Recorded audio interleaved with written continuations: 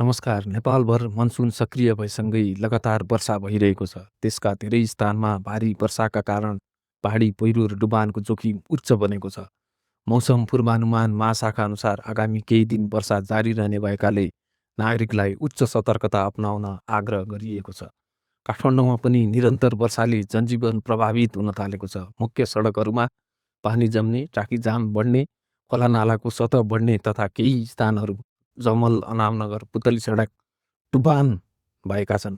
Vishnumati, Bagmati, Monera लगायत नदी आसपासका क्षेत्रमा बसोबास गर्ने नागरिकलाई विशेष सावधानी अपनाउन अनुरोध गरिएको छ। अन्य पहाडी जिल्लाहरूमा पनि पहिरोको जोखिम बढेको छ। लगातारको वर्षाले ढुङ्गा र माटो खस्ने सम्भावना रहेकाले राजमार्ग तथा ग्रामीण सडकमा यात्रा गर्दा विशेष सतर्कता अपनाउनु पर्ने अवस्था रहेको छ।